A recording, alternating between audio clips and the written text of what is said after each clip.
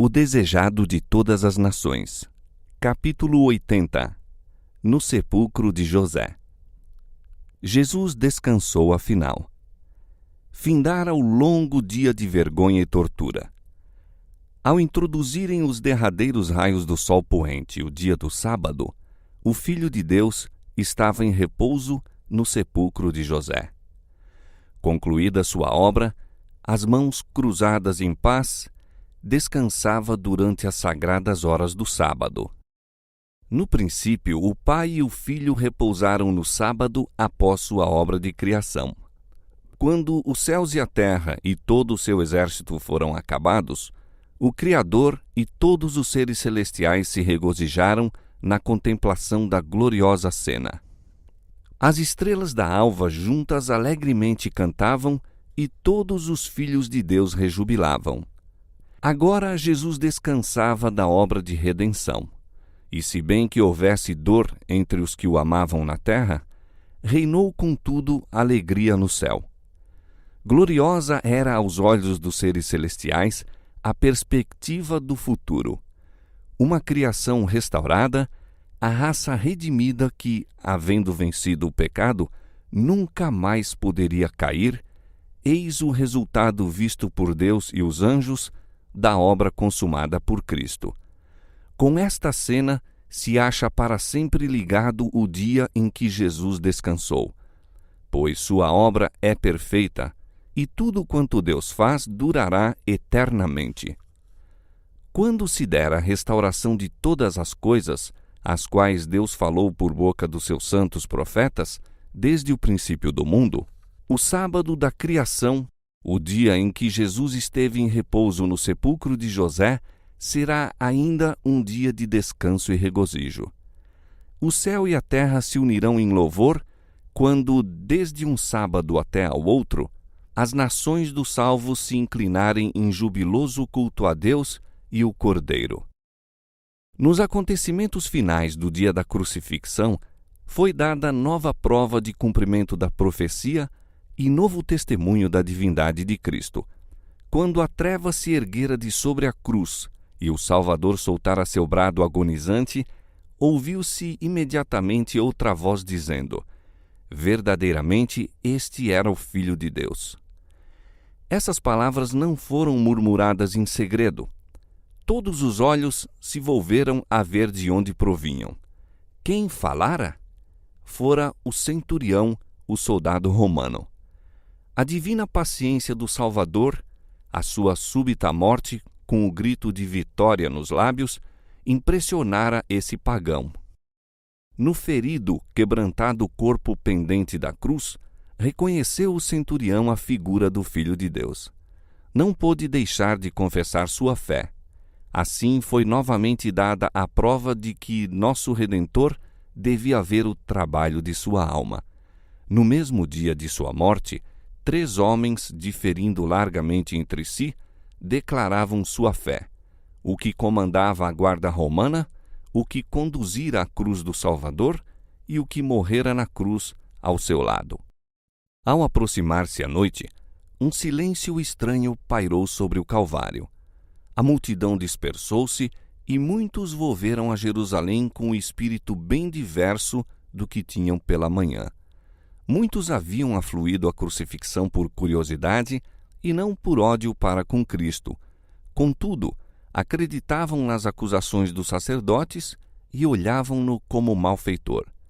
Sob uma excitação fora do natural, uniram-se à turba em injuriá-lo. Quando, porém, a terra foi envolta em trevas e se sentiram acusados pela própria consciência, acharam-se culpados de uma grande injustiça. Nenhum gracejo ou riso de escárnio se ouviu em meio daquela terrível escuridão. E, dissipada ela, fizeram o caminho de volta à casa em solene silêncio. Estavam convencidos de que as acusações dos sacerdotes eram falsas, de que Jesus não era nenhum impostor.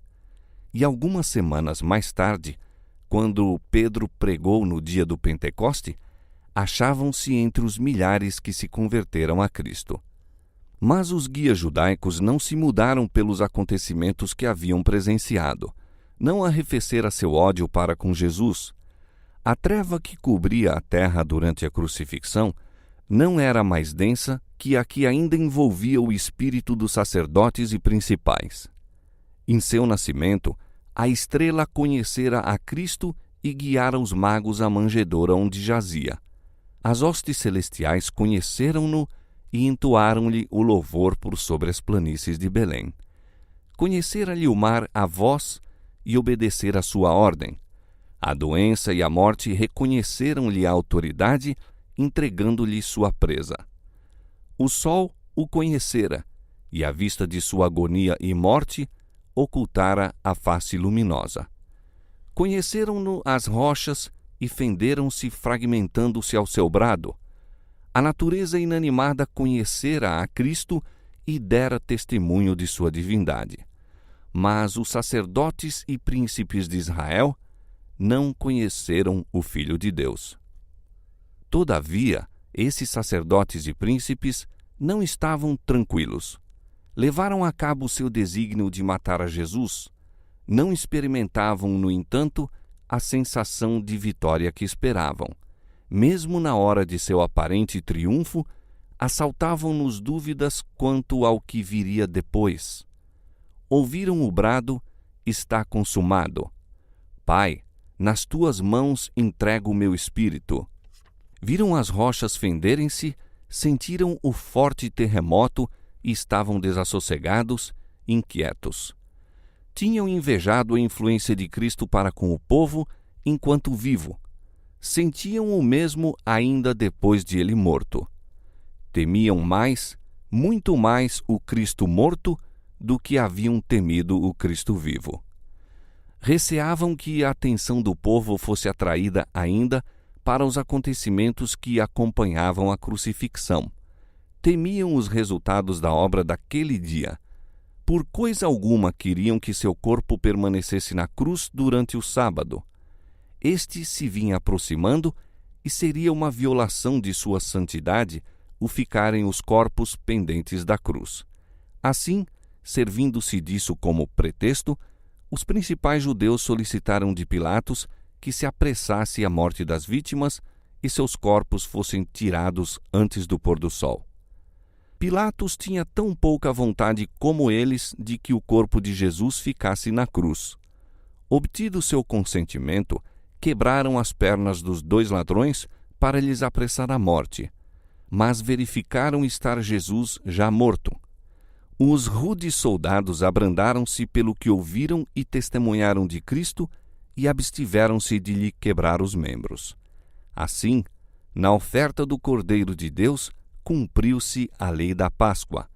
Dela nada deixarão até amanhã, e dela não quebrarão osso algum, segundo todo o estatuto da Páscoa a celebrarão. Os sacerdotes e principais surpreenderam-se ao verificar que Jesus já estava morto. A morte pela cruz constituía processo vagaroso. Difícil era determinar quando cessara a vida. Nunca se ouvira que alguém morrera dentro de 6 horas de crucifixão. Os sacerdotes desejavam certificar-se da morte de Jesus e, por sugestão deles, um soldado atirou uma lança ao lado do Salvador. Da ferida assim feita saíram 2 copiosas e distintas correntes, uma de sangue, outra de água. Isso foi observado por todos os espectadores e João declara a ocorrência de maneira bem positiva.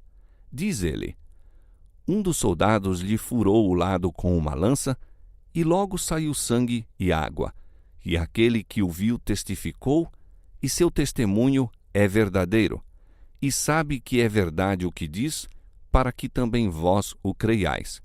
Porque isto aconteceu para que se cumprisse a Escritura que diz: nenhum dos seus ossos será quebrado. E outra vez, diz a Escritura: verão aquele que traspassaram. Depois da ressurreição, os sacerdotes e principais puseram em circulação o boato de que Cristo não morrera na cruz, que apenas desmaiara e revivera posteriormente. Outro boato afirmava que não era um corpo real de carne e osso, mas, à semelhança de um corpo, o que fora posto no sepulcro. A ação dos soldados romanos contesta essas falsidades.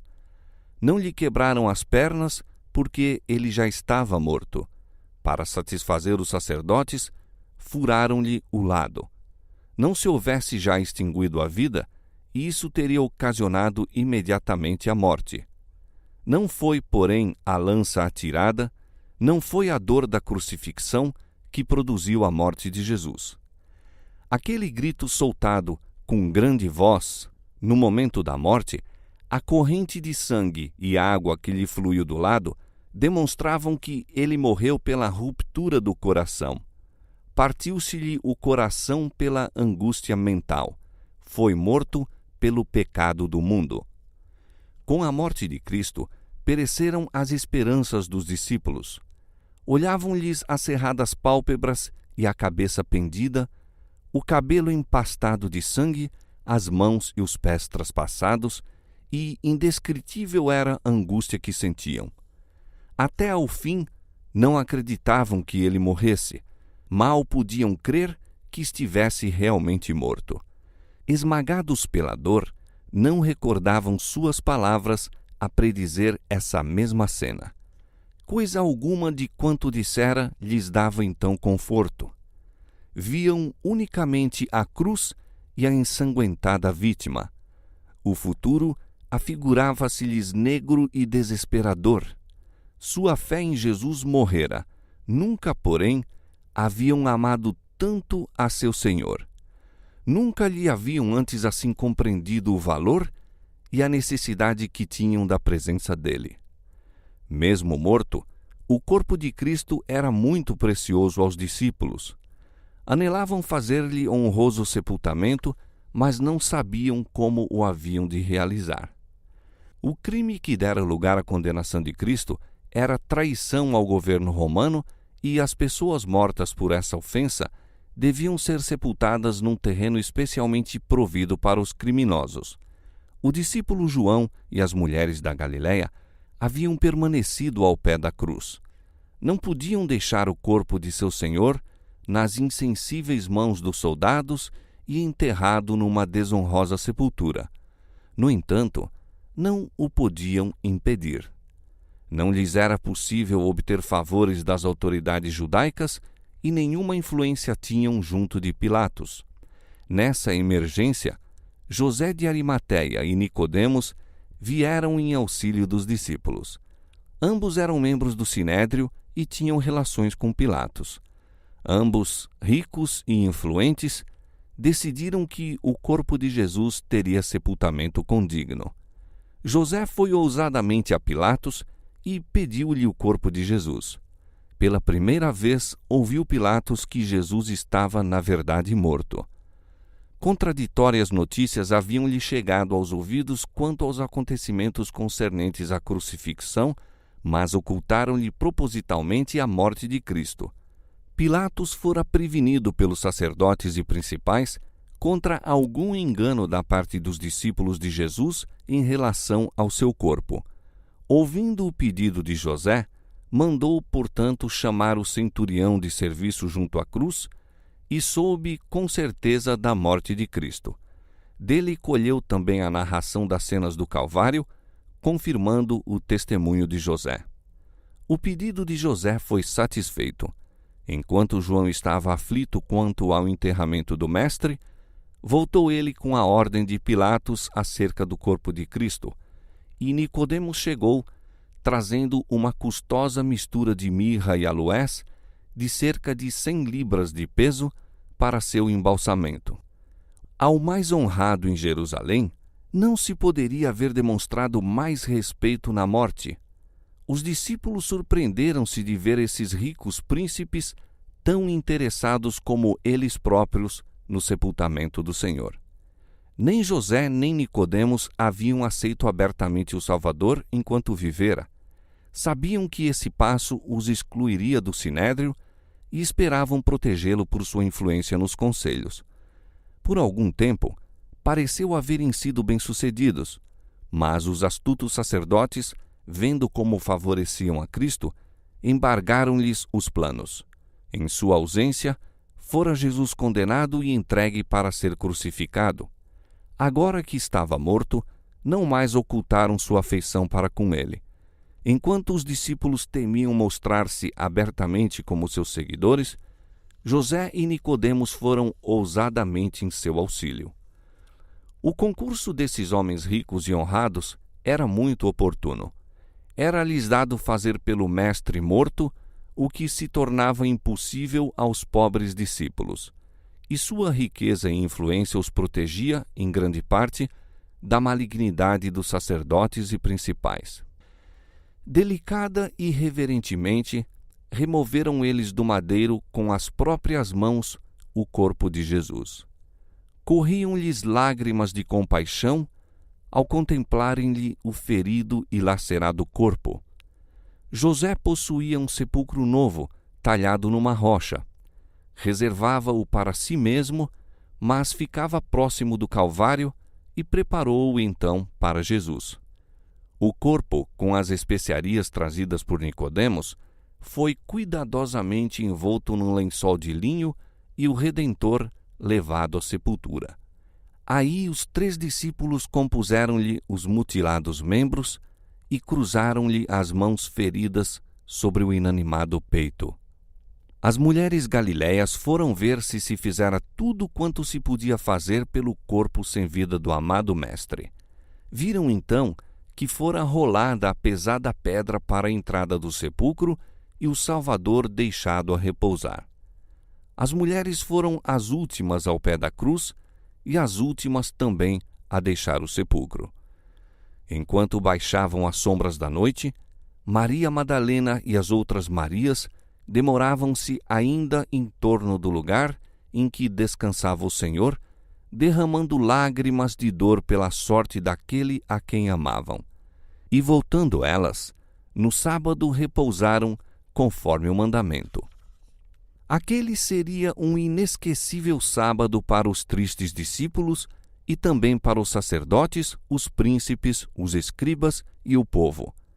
Ao pôr do sol do dia de preparação, soaram as trombetas, anunciando o começo do sábado. A Páscoa foi observada como fora por séculos, ao passo que aquele a quem ela apontava havia sido morto por mãos ímpias e jazia no sepulcro de José.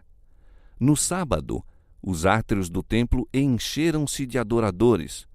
O sumo sacerdote, vindo do Gólgota, ali estava, esplendidamente vestido com os trajes sacerdotais.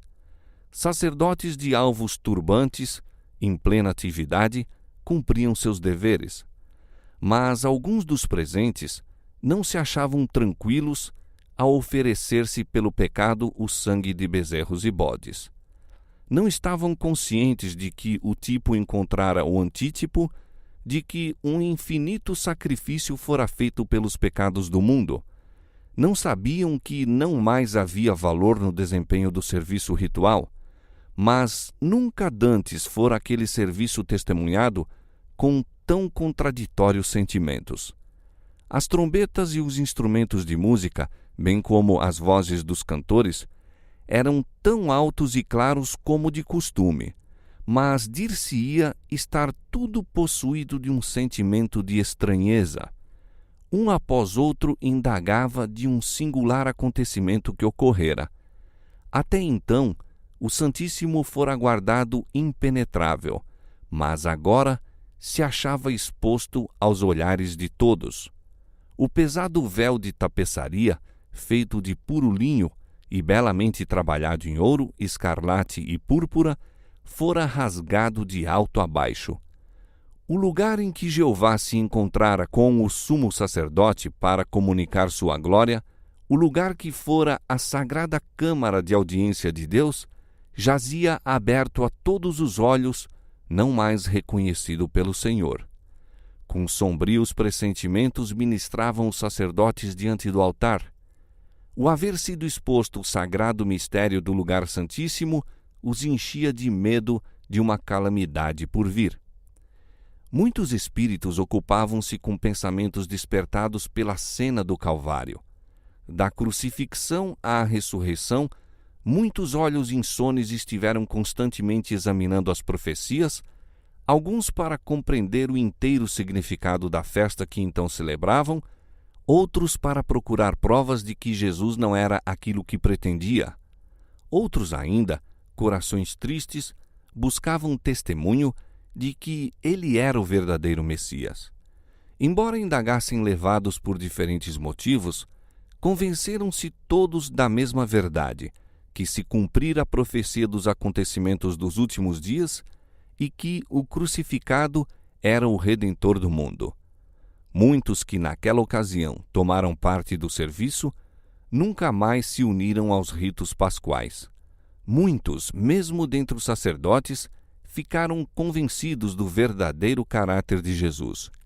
Suas investigações das profecias não foram em vão e depois de sua ressurreição reconheceram-no como o Filho de Deus. Nicodemos, ao ver Cristo erguido na cruz, lembrou-se das palavras que ele proferira à noite no Monte das Oliveiras. Como Moisés levantou a serpente no deserto, assim importa que o Filho do Homem seja levantado, para que todo aquele que nele crê não pereça, mas tenha a vida eterna. Naquele sábado, enquanto Jesus se achava no sepulcro, Nicodemos teve ensejo de refletir. Uma luz mais clara iluminou-lhe o espírito e as palavras que Jesus lhe dirigira não continuaram mais um mistério para ele. Sentiu haver perdido muito por não se ter ligado ao Salvador enquanto vivera. Recordou então os acontecimentos do Calvário. A súplica de Cristo por seus assassinos e a resposta que dera ao pedido do ladrão moribundo tocaram a alma do douto membro do conselho. Contemplou de novo o Salvador em sua agonia. Tornou a ouvir o derradeiro grito, está consumado, proferido como palavras de um vencedor. Viu novamente a terra cambaleando, os céus entenebrecidos, o véu rasgado, as rochas fendidas, e sua fé para sempre se estabeleceu. O mesmo acontecimento que destruiu a esperança dos discípulos convenceu José e Nicodemos da divindade de Jesus. Seus temores foram vencidos pela coragem de uma firme, inabalável fé. Nunca Cristo atraíra a atenção do povo como agora que jazia no túmulo. Como de costume, levaram os doentes e sofredores para os átrios do templo, indagando: quem nos pode informar acerca de Jesus de Nazaré? Muitos vieram de longe para encontrar aquele que curava os enfermos e ressuscitava os mortos. De todos os lados ouvia-se o clamor: queremos Cristo, o médico. Nessa ocasião, examinavam os sacerdotes os suspeitos de lepra. Muitos eram forçados a ouvir seu marido, sua esposa ou filhos serem declarados leprosos e condenados a sair do abrigo de seu lar e de sob o cuidado dos queridos, para divertir os estranhos com um lamentoso grito: imundo! Imundo! As mãos amigas de Jesus de Nazaré, que nunca se recusaram ao toque comunicador de cura ao repugnante leproso, achavam-se cruzadas sobre o próprio peito. Os lábios que lhes respondiam às petições com as confortadoras palavras: quero ser limpo, estavam agora mudos. Muitos apelavam para os principais dos sacerdotes e os príncipes em busca de simpatia e auxílio, mas em vão. Aparentemente, estavam decididos a ter outra vez entre si o Cristo vivo. Com persistente ansiedade, indagavam por ele. Não queriam ser mandados embora, mas eram expulsos dos átrios do templo e foram postados soldados às portas para deter a multidão que chegava com os doentes e moribundos solicitando entrada. Os sofredores que tinham ido para ser curados pelo Salvador sucumbiam ante a decepção. As ruas estavam cheias de lamentos. Os doentes pereciam à míngua do toque vivificante de Jesus. Médicos eram consultados em vão. Não havia eficiência como a daquele que jazia no túmulo de José. Os lamentos dos que sofriam levaram a milhares a convicção de que se fora do mundo uma grande luz. Sem Cristo, a terra era sombra e escuridão. Muitos daqueles cuja voz havia avolumado o grito de crucifica-o, crucifica-o, compreendiam agora a calamidade que lhe sobreviera e teriam com igual veemência clamado: dá-nos Jesus, houvesse ele estado ainda vivo. Quando o povo soube que Jesus fora morto pelos sacerdotes, fez indagações quanto à sua morte. Os pormenores de seu julgamento foram o mais possível conservados em segredo, mas durante o tempo em que ele permaneceu no sepulcro, seu nome andava em milhares de lábios e notícias de seu irrisório julgamento e da desumanidade dos sacerdotes e principais circulavam por toda a parte. Por homens de inteligência, foram esses sacerdotes e príncipes convidados a explicar as profecias do Velho Testamento a respeito do Messias e, enquanto procuravam forjar qualquer falsidade em resposta, ficaram como loucos. As profecias que indicavam os sofrimentos e a morte de Cristo não podiam explicar e muitos indagadores se convenceram de que as Escrituras se haviam cumprido. A vingança que os sacerdotes julgaram seria tão doce já lhes era amarga. Sabiam que estavam enfrentando a severa censura do povo e que os próprios a quem influenciaram contra Jesus se sentiam agora horrorizados com a vergonhosa obra que haviam feito. Esses sacerdotes procuraram crer que Jesus era enganador, mas em vão. Alguns deles estiveram ao pé da sepultura de Lázaro e viram o morto chamado novamente à vida. Tremeram de temor de que Cristo ressuscitasse por sua vez e tornasse a aparecer diante deles. Haviam-no ouvido declarar que tinha poder para dar sua vida e para tornar a tomá-la. Lembravam-se de que dissera: derribai este templo e em 3 dias o levantarei. Judas declarara-lhes as palavras ditas por ele aos discípulos durante a última viagem para Jerusalém. Eis que vamos para Jerusalém, e o Filho do Homem será entregue aos príncipes dos sacerdotes e aos escribas, e condená-lo-ão à morte, e o entregarão aos gentios para que dele escarneçam, e o açoitem e crucifiquem, e ao 3º dia ressuscitará. Ao ouvirem essas palavras, zombaram e ridicularizaram. Agora, porém, se lembravam de que até ali se haviam cumprido as predições de Cristo. Afirmara que ressuscitaria ao 3º dia, e quem poderia dizer que isso também não se cumpriria? Desejavam expulsar esses pensamentos, mas não o podiam. Como seu pai, o diabo, creram e tremeram. Agora que passara o frenesi da excitação, a imagem de Cristo, malgrado seu, acudia-lhes sempre ao espírito. Viam-no sereno e sem um queixume perante os inimigos, sofrendo sem murmurar as zombarias e maus-tratos. Ocorriam-lhes todos os acontecimentos de seu julgamento e crucifixão com uma empolgante convicção de que ele era o Filho de Deus. Pensavam que poderia a qualquer momento apresentar-se diante deles o acusado tornando-se acusador, o condenado a condenar, o morto a exigir justiça na morte de seus assassinos. Pouco puderam repousar no sábado. Embora não transpusessem o limiar de um gentil por temor da contaminação, tiveram, no entanto, um conselho quanto ao corpo de Cristo. A morte e o sepulcro deviam guardar aquele a quem crucificaram. Reuniram-se os príncipes dos sacerdotes em casa de Pilatos, dizendo: Senhor, lembramo-nos de que aquele enganador, vivendo ainda, disse: depois de 3 dias ressuscitarei. Manda, pois, que o sepulcro seja guardado com segurança até o 3º dia. Não se dê o caso que os seus discípulos vão de noite e o furtem e digam ao povo: ressuscitou dos mortos. E assim, o último erro será pior do que o primeiro. E disse-lhes Pilatos: tende a guarda, ide, guardai-o como entenderdes. Os sacerdotes deram ordens para ser guardado o sepulcro. Uma grande pedra fora colocada diante da entrada. Através dessa pedra, puseram cordas, prendendo as extremidades à sólida rocha e selando-as com o selo romano. A pedra não podia ser removida sem quebrar o selo. Uma guarda de 100 soldados foi então colocada em volta do sepulcro para impedir que alguém tentasse contra sua segurança. Os sacerdotes fizeram o que puderam para manter o corpo de Cristo onde fora posto. Foi fechado com tanta segurança em seu túmulo, como se nele devesse permanecer para sempre. Assim se aconselhavam e faziam planos fracas criaturas.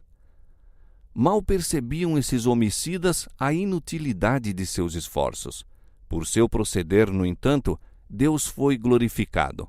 Os próprios esforços feitos para impedir a ressurreição de Cristo são os mais convincentes argumentos em prová-la.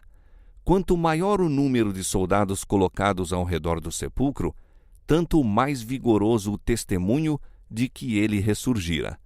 Centenas de anos antes da morte de Cristo, o Espírito Santo declarara por intermédio do salmista: Por que se amotinam as gentes e os povos imaginam coisas vãs? Os reis da terra se levantam e os príncipes juntos se mancomunam contra o Senhor e contra o seu ungido. Aquele que habita no céu se rirá, o Senhor zombará deles. As guardas e as armas romanas foram impotentes para limitar o Senhor da vida dentro do túmulo. Aproximava-se a hora de sua libertação.